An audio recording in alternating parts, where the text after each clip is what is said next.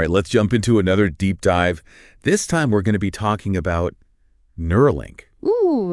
Brain-computer interfaces, and what all of this means for the future of humanity. Yeah. I'm excited for this one. Yeah, it's really exciting stuff. So we've got a ton of fascinating material to go through, all from Lex Fridman's podcast. This like crazy long conversation with Elon Musk and some really, really bright Neuralink engineers. And get this, the first human Neuralink recipient. Wow. Noland.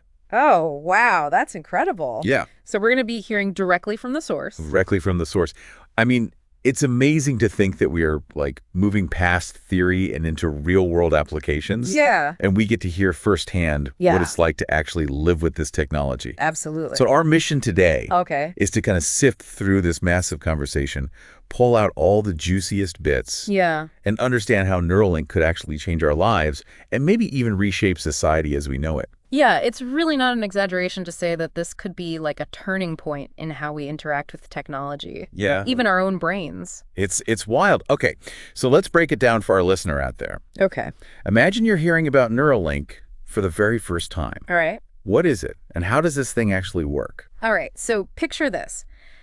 Tiny, flexible threads, way thinner than a human hair, are inserted into very specific areas of the brain. Okay. And on these threads are multiple electrodes. You can think of them as like really tiny sensors that pick up electrical signals from all the nearby neurons. We're basically talking about like eavesdropping on the brain's electrical chatter. Exactly. Right. And here's the crazy part. The entire system is wireless. Oh, wow. No clunky wires or devices hanging off your head. That's a game changer. Yeah, you can use it at home. Oh, okay. Which gives the users incredible freedom and independence. Yeah, I can see how that would be, like, especially for someone with mobility limitations. Absolutely, yeah. It would be a total game changer. And all of this is happening under this very, like, watchful eye of the Neuralink Prime study. Right. Which is all about making sure that this technology is safe and effective. So they're taking this really careful, data-driven approach, which is reassuring. Yeah, absolutely. Okay, so we've got this implant that's picking up on brain signals. Right. But how do we go from those signals to, like, say, controlling a computer cursor? Okay, that's where things get really mind-boggling. Okay. The implant records those electrical signals. Then sophisticated algorithms, we call them decoders, try to figure out what those signals mean. Right. And then translate those signals into actions. So it's like the implant is learning to speak the brain's language. That's a great analogy, yeah. Wow. And just like learning any new language. Right. It takes time and practice for both the user and the decoder to get fluent. Yeah. Yeah. It's this really fascinating interplay between human intention and machine learning. That's wild. Okay, so we can't talk about Neuralink without talking about Noland. Right. The first person brave enough to actually get this implant. It's incredible, isn't it? His story is incredible. Truly is a pioneer. Yeah. It takes incredible courage to be the first to undergo that surgery. Yeah. Embrace this technology that's so new. Yeah. And what really strikes me is just his incredibly positive attitude and this determination to just like push the boundaries of what's possible. Yeah, you can just like feel his excitement when he talks about seeing his own brain signals for the first time. Absolutely. And realizing how Neuralink could help him regain like lost mobility. Powerful moment. It's so powerful. Yeah, absolutely. Noland's experience is paving the way for so many others. Yeah. Who could benefit from this technology in the future? For sure. Okay, so let's rewind a bit. Okay. What was the surgery actually like for Noland? All right. And how was the recovery? Well, the surgery itself is really a testament to how far medical technology has come. You have this robotic system guided by, obviously, expert surgeons that very delicately implants those threads into the brain. Okay. It's remarkably non-invasive, and the recovery time is actually relatively short. Yeah, I read that he was interacting with the device I know. like an hour after waking up from surgery. That's incredible. It's incredible. They activated the device, and they were already seeing signals that Noland could control just by thinking about certain actions. That's wild. It must have been an amazing feeling. Oh, yeah. So for Noland, what were those first steps like? Okay. What challenges did he face as he started using Neuralink? Well, you know, one of the first hurdles was actually related to something we use every day, Bluetooth. Oh, now that's interesting. Tell me more about that. Yeah, tell me more about that. So Noland quickly realized that the Bluetooth connection was causing some lag. Okay. And, for someone who is used to pushing the limits of technology, that just felt like a roadblock. Yeah, of course. So this actually pushed the Neuralink team to really focus on improving data transfer speeds. Okay. And reducing that latency. So it's like having a super fast race car, but being stuck behind a slow truck. Exactly. Yeah. Every millisecond counts when you're trying to create the seamless and responsive experience for the user. For sure. Yeah. So what did they do about this Bluetooth bottleneck? Did they ditch it altogether? That's a great question. And that's actually where we'll pick up in part 2 of our deep dive. Okay, stay tuned. To hear what happened next on Noland's incredible journey with Neuralink. All right, we'll be right back. Well, it's not quite as simple as just tossing Bluetooth out the window. Yeah. You have to remember one of the key benefits, especially in these early days, is that it lets the Neuralink device talk to a lot of the devices we already use, like smartphones and computers. Right. It makes sense to work within the existing ecosystem. At least at first, yeah. Exactly. Yeah. But as the technology evolves, we'll probably see advancements in wireless communication that'll allow for even faster, more reliable data transfer. Who knows? Maybe Neuralink will develop their own, super fast communication protocol. Oh, now that would be something to see. Yeah, down the line. Yeah. Okay, so we've got Noland, we've got the implant, we've got the data flowing. Yeah. Now, the big question. Yeah. How well can Noland actually control a computer with his mind?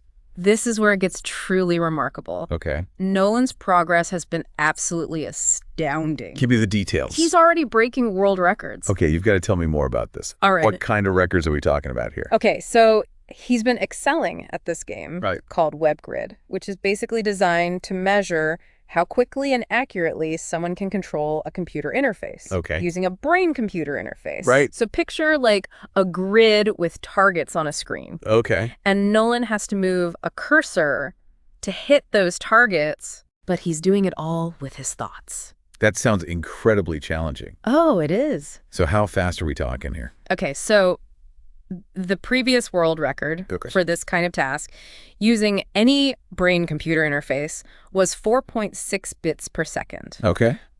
Noland has already blown past that. Wow. Achieving an incredible speed of 8.5 bits per second. That's almost double. It's almost double. Our previous record. And he did all this while recovering from surgery and learning to use a completely new way of interacting with technology. It's amazing. It speaks volumes about his dedication, his focus. Noland has talked about practicing for hours on end. Wow. Even in the middle of the night. Wow. Pushing himself to see just how far he can take this technology. That's inspiring. It's that kind of drive that leads to these groundbreaking advancements. Yeah, absolutely. It's truly inspiring to hear about that level of commitment. It is. Okay, so he's controlling a cursor, he's breaking records. Right. What's next? What else can he do? What other, amazing things could Neuralink enable in the future? Okay, so the possibilities are truly vast in the nearer term. Yeah. We could see Neuralink being used to control robotic arms, giving people with paralysis a much greater degree of independence, the ability to interact with the physical world in a whole new way. Imagine being able to feed yourself again, or shake someone's hand after years of paralysis. It would be life-changing. That would be life-changing. Exactly, and it doesn't stop there. Okay. We could even see Neuralink being used to restore sensory experiences. Like what? Like touch or even vision. Wait, restore vision? Are we talking about giving sight to people who are blind? It's definitely within the realm of possibility. Wow. Neuralink is already working on a second product called Blindsight, which is specifically designed to stimulate the visual cortex. And potentially restore some degree of vision to people who've lost their sight. That is mind-blowing. It is. Stimulating the visual cortex. How does that even work? It all comes down to understanding how the brain processes visual information. The visual cortex is the part of the brain that receives signals from your eyes. And interprets them as images. So if you can stimulate the visual cortex directly, you can bypass the eyes altogether. That's the idea. Wow. It's incredibly complex. But the basic concept is to create these artificial patterns of electrical stimulation in the visual cortex that the brain can then interpret as meaningful visual information. So instead of receiving signals from the eyes, the brain would be receiving signals from the Neuralink implant. Precisely. Wow. Like creating a digital prosthetic for the visual system. That's wild. We really are stepping into the future here. We are. Okay, so if we can stimulate the visual cortex, what other parts of the brain could we potentially interface with? Right. Could we stimulate areas related to emotions, memories, even thoughts? Those are some of the big questions that scientists are grappling with. Yeah. We're really just beginning to scratch the surface of what might be possible. Right. The key takeaway here is that as we gain a deeper understanding of how the brain works, the potential applications of Neuralink and other brain-computer interfaces will just continue to expand exponentially. It feels like we're opening up this whole new dimension of human experience. Yeah, we are. But, and I think this is a question a lot of people are wondering about, what about the potential downsides? Yeah. If we can directly interface with the brain, what does that mean for our privacy? Could someone, like, hack into our thoughts or memories? Right. That sounds like something straight out of a sci-fi movie. It's a valid concern. Yeah. And it highlights the need for, like, incredibly strong cybersecurity measures. For sure. We need to make absolutely sure that brain data is treated with the utmost care. Right. And kept safe from any unauthorized access. Absolutely. I mean, imagine the implications if someone could just tap into your thoughts or your memories. It doesn't bear thinking about. No, it doesn't. So we need to proceed cautiously, make sure that any advancements in this field are accompanied by equally robust safeguards. I think that's a good place to end this part of the discussion. Yeah, I agree. We're going to come back. Absolutely. Talk about this more in part 3 of our deep dive. Sounds good. All right. Welcome back. We've been on quite the journey, haven't we? Yeah, it's been wild. Exploring the world of Neuralink. Yeah. From its inner workings to its potential to totally transform lives. Absolutely. So now let's turn our attention to, like, the big picture. Okay. The future of Neuralink. Right. And what it might mean for humanity as a whole. Yeah. It's truly a frontier full of both incredible promise and potential pitfalls, as we've discussed. Yeah. This technology has the power to address some of humanity's greatest challenges. But, you know, we need to navigate its development with some wisdom and foresight. Absolutely. So where do we even begin to imagine what the future holds for Neuralink? Right. What are some of the, like, key areas where you think this technology could have the biggest impact? Well, one area that immediately comes to mind is healthcare. Okay. You know, think about conditions like paralysis, Parkinson's disease, Alzheimer's. Right. Neuralink could potentially revolutionize treatment approaches. Yeah, it's amazing to think that we might one day be able to restore lost motor function. Right. Or even, like, reverse the effects of neurodegenerative diseases. Yeah, and it goes beyond treating existing conditions. Okay. Neuralink could also be used to enhance human capabilities. Like what? Give me an example. Sure. Perhaps allowing us to learn faster, Okay. process information more efficiently, or even communicate in, like, entirely new ways. You mentioned communication earlier. Right. Could Neuralink actually change how we interact with each other? I think so, yeah. Imagine a world where you can communicate, like, complex ideas or emotions directly from your brain to another person's brain. Wow. Bypassing the limitations of language. That sounds like, I mean, that sounds like science fiction. It does, doesn't it? But, like, think about the possibilities. Yeah. Especially for people who have difficulty communicating due to conditions like stroke or ALS. It could be a game changer for accessibility and inclusion. And think about the potential for global understanding. If we could just bypass those language barriers and connect on a deeper level. It's both exciting and a bit daunting to think about. Yeah. Like the potential societal shifts that Neuralink could bring about. Sure. Are we ready for a world where our minds are directly connected to technology? I mean, that's the million-dollar question, isn't it? Yeah. You know, it's essential to remember that technology itself is neutral. Right. It's how we choose to use it that determines its impact. So what are some of the steps we can take? Right. To ensure that Neuralink and other brain-computer interfaces are developed and used responsibly? Open dialogue and collaboration are crucial. Okay. We need scientists, ethicists, policymakers, and the public all engaged in these ongoing conversations about the ethical implications and potential consequences of this technology. So it's about, like, making sure everyone has a voice in shaping this future. Exactly. Not just a select few. Absolutely. We also need to prioritize transparency and accountability in the development process. Yeah. Neuralink and other companies working in this space have a responsibility to be open about their research, their goals, and the potential risks involved. It's about building trust. Right. And ensuring that these technologies are developed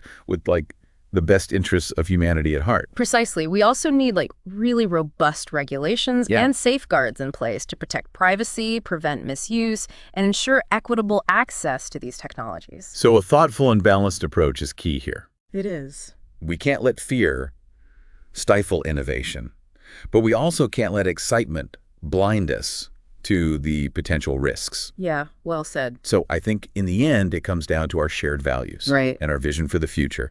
Do we want to use this technology to create a world where everyone has the opportunity to thrive? Right. Or do we risk exacerbating existing inequalities? Right. The choices we make today will have really, really far-reaching consequences. They will. It's a heavy responsibility. It is. But it's also, I think, an incredible opportunity to think that we're on the cusp of unlocking the secrets of the human brain. Right. And harnessing its power in ways we can barely even imagine. I know, both humbling and and exhilarating. It truly is. And I believe that if we approach this technology with careful consideration, collaboration, and a deep respect for human dignity, Neuralink and other brain-computer interfaces have the potential to create a brighter future for all of us.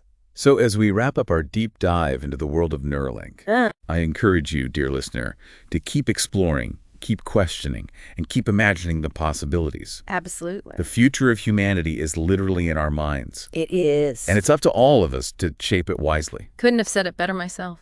Thanks for joining us on this incredible journey.